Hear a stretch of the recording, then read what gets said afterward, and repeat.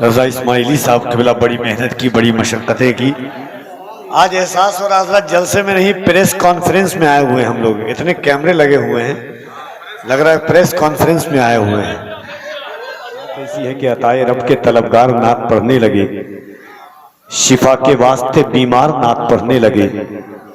عطائے رب کے طلبگار نعت پڑھنے لگے، شفا کے واسطے بیمار نعت پڑھنے لگے.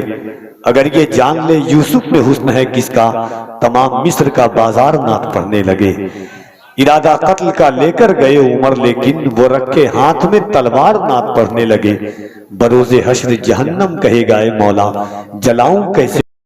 ذرا محبت سے دونوں ہاتھوں کو اٹھائیے اور بلند آواز سے کہہ دیں یا رسول اللہ، اور محبت سے کہہ دیں یا رسول اللہ.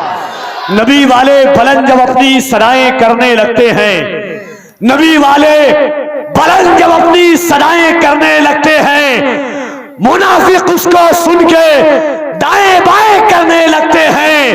محبت سے کوئی کہتا ہے جب یا رسول اللہ، فرشتے اس کے حق میں بخشش کی دعائیں کرنے لگتے ہیں. اور محبت سے کہہ دیجئے یا رسول اللہ. ایمانداری کے ساتھ میں دیکھیں، کفیل انبر دیکھے نہ دیکھے، مدینے سے مصطفیٰ ضرور دیکھ رہے ہیں. ذرا محبت سے ہاتھوں کو اٹھا کے کہہ دیں یا رسول اللہ. ایک بار دونوں ہاتھوں کو اٹھا کے کہیں یا رسول اللہ، اور محبت سے کہہ دیں یا حسین، اور بلند آواز سے یا حسین. بس وہی کہے گا جس کے دسترخوان پر کربلا والوں کی خیرات اور جس کے دل میں حسین اور حسین پاک کی بیٹوں کی محبت ہے. اگر سالار مسعود غازی کا صدقہ آپ کی نسلوں نے کھایا ہے اور سینے میں طاقت، تم لفظوں کو معراج عطا کیوں نہیں کرتے؟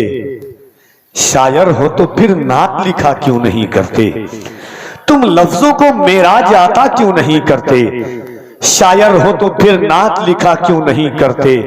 یہ شجر و حجر جن و بشر ان کے ہیں تابع، ہم ان کے اشاروں پہ چلا کیوں نہیں کرتے؟ یہ شجر و حجر جن و بشر ان کے ہیں تابع، ہم ان کے اشاروں پہ چلا کیوں نہیں؟ سامنے کچھ بھی نہیں اظہر، وہ بے اولاد کو بھی صاحب اولاد کرتے ہیں. تیری مشکل تو ان کے سامنے کچھ بھی نہیں اظہر، وہ بے اولاد کو بھی صاحب اولاد کرتے ہیں. زندگی کا ایک اثاثہ ہے کہ ذکر یہ صبح و شام کیا ہوگا، ذکر یہ صبح و شام کیا ہوگا، ذکر یہ صبح و شام کیا ہوگا. تم سے اچھا نظام کیا ہوگا، جس کی ٹھوکر سے مردے زندہ ہوں اس کے سر کا مقام کیا ہوگا. جس کی ٹھوکر سے مردے زندہ ہوں اس کے سر کا مقام کیا ہوگا. نعت پاک کا حضور کی تعریف و ثنا کے کئی زاویے ہیں، کئی نہج ہے، کئی طرق و طریق سے حضور کی تعریف ہوتی ہے. انسان اپنی اپنی فکروں اور اپنے اپنے ذہن کے بساط کے مطابق حضور کی تعریف کرتا ہے. جس کی جتنی سوچ وہاں تک وہ حضور کی تعریف کر سکتا ہے. ایک انسان اگر حضور کو یاسین کہتا ہے تو طٰہٰ بھی مصطفیٰ ہیں، طٰہٰ کہتا ہے تو مدثر بھی مصطفیٰ ہیں، مدثر کہتا ہے تو صاد بھی مصطفیٰ ہیں، صاد کہتا ہے تو قاف بھی مصطفیٰ ہیں. اگر مزمل کہتا ہے تو یاسین بھی مصطفیٰ ہیں. انسان سوچتا ہے مصطفیٰ کو کہوں تو کیا کہوں، یہ کہوں تو وہ مصطفیٰ ہیں، وہ کہوں تو وہ مصطفیٰ ہیں، ایسا کہوں تو ویسے مصطفیٰ ہیں، ویسا کہوں تو ایسے مصطفیٰ ہیں. مصطفیٰ کو کہوں تو کہوں، یہی تمناؤں کا ہجوم لے کر کے تاجدار عشق بریلی کی بارگاہ میں انسان حاضر ہوتا ہے. عرض کرتا ہے اے محبت کے یمین، ذرا ترس محبت دے. آقا کو کہوں تو کیا کہوں، آقا کو بولوں تو کیا بولوں، آقا کو پکاروں تو کیسے پکاروں. اگر حضور کو یہ کہتا ہوں تو وہ مصطفیٰ ہے، وہ کہتا ہوں تو وہ مصطفیٰ ہے. ان کی زلف کو واللیل کہتا ہوں تو ان کا چہرہ والضحیٰ ہے. اگر ان کے چہرے کو والضحیٰ کہتا ہوں تو ان کے رخ کی تابانی والشمس ہے. اگر ان کے رخ کی تابانی کو والشمس کہتا ہوں تو ان کی زبان علم نجعل لہو، ان کی نگاہ علم نجعل لہو عینین ہے. ان کی زبان علم، ان کی زبان زبان و لسان و شفتین ہے، ان کی گفتار وما ینطق عن الہوا ہے، ان کا اخلاق انک لعلی خلق نظیم ہے۔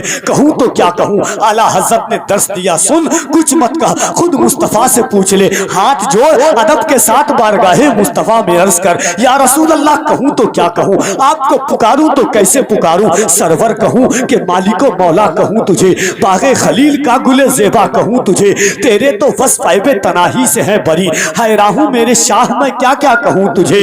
کہہ لے گی سب کچھ ان کے ثنا خاں کی خاموشی، چپ ہو رہا ہوں میں کہہ کے میں کیا کیا کو امر کر دے۔ پیر نصیر الدین نصیر نے کہا تھا کہ ایک میں ہی نہیں ان پر قربان زمانہ ہے، جو رب دو عالم کا محبوب یگانہ ہے، عزت سے نہ مر جائیں کیوں نام محمد پر، ایک دن ہمیں دنیا سے یوں بھی تو جانا ہے۔ تو ذرا دونوں ہاتھوں کو اٹھائیں اور محبت کے ساتھ کہہ دیں لبیک یا رسول اللہ، اور ذرا بلند آواز سے، اگر ڈر نہیں ہے تو محبت سے ہاتھوں کو اٹھائیں اور کہیں لبیک یا رسول اللہ، لبیک یا رسول اللہ، لبیک یا رسول اللہ۔ ٹینشن نہیں لیجئے گا، وہ دن بہت دور آنے والا ہے کہ ہر روایت سے کٹ کے آیا ہے، ہر روایت سے کٹ کے آیا ہے، دائرے میں سمٹ کے آیا ہے، دشمن آقا کو خبر کر دو شیر واپس پلٹ کے آیا ہے،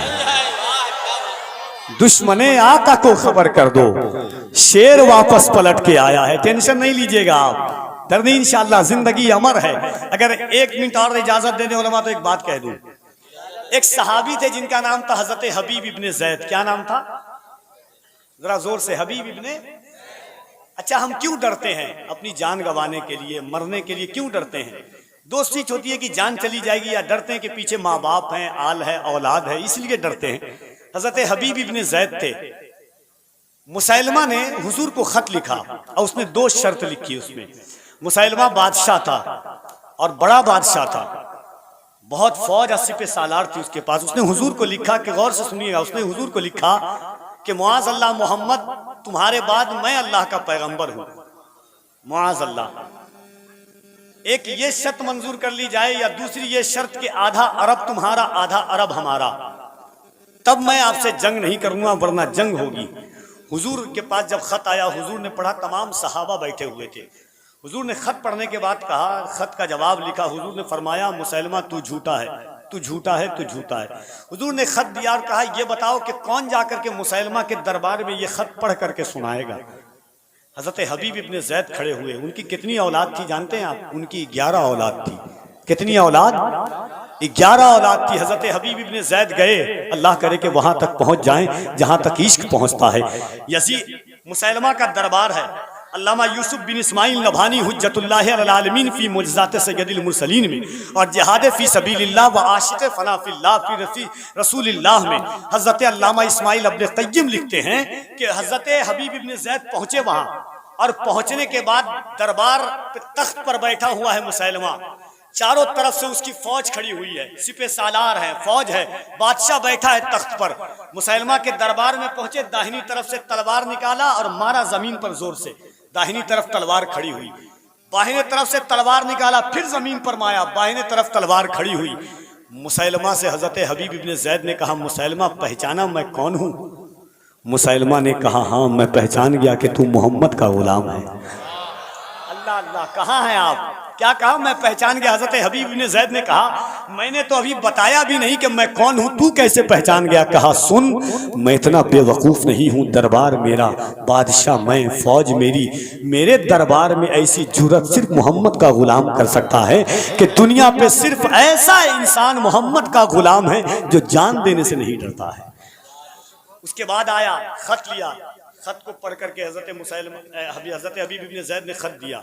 دربار میں خط پڑھنے والا ہوتا تھا، پوری رعایا بیٹھی ہوئے، خط پڑھا، حضور نے خط لکھا، مسیلمہ سن، میں اللہ کا رسول ہوں، اللہ نے مجھے آخری رسول بنا کر کے بھیجا ہے، تو جھوٹا ہے، تو جھوٹا ہے، تو جھوٹا ہے۔ جیسے اتنا سنا دربار میں آگ بگولا ہو گیا، تلوار نکالا، حضرت حبیب ابن زید کا داہنا ہاتھ کاٹا، اس کے بعد حضرت حبیب ابن زید سے کہتا ہے بتا میں جھوٹا ہوں کہ محمد جھوٹے ہیں؟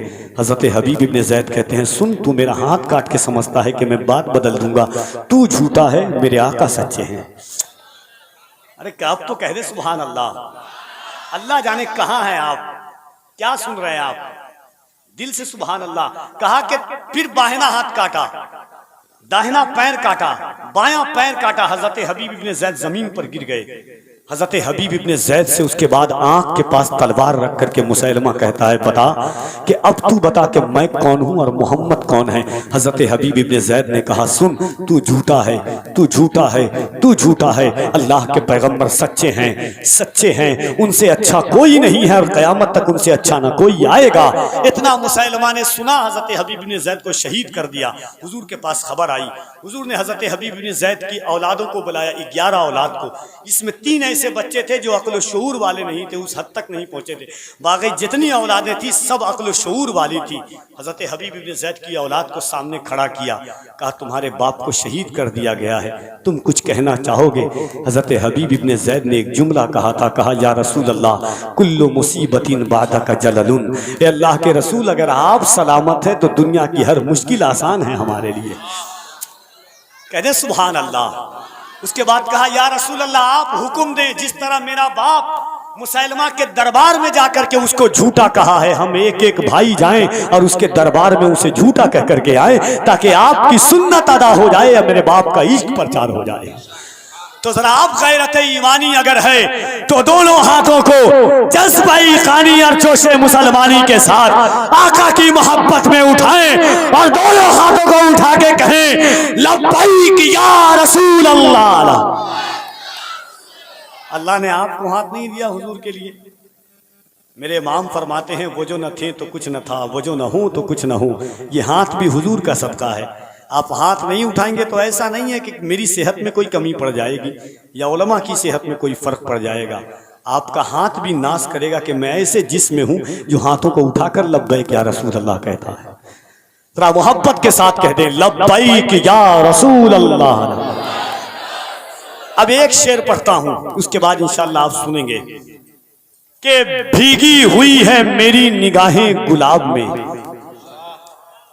میں رات بھر رہا ہوں مدینے کے خواب میں۔ بھیگی ہوئی ہے میری نگاہیں گلاب میں، میں رات بھر رہا ہوں مدینے کے خواب میں، ساری شرابیں اہل مدینہ نے پھینک دی، ایسا نشہ تھا عشق نبی کی شراب میں، ساری شرابیں اہل مدینہ نے پھینک دی، ایسا نشہ تھا عشق نبی کی شراب میں۔ حسان ان کے حسن کی مدحت میں کھو گئے جب آئے بارگاہ رسالت مآب میں۔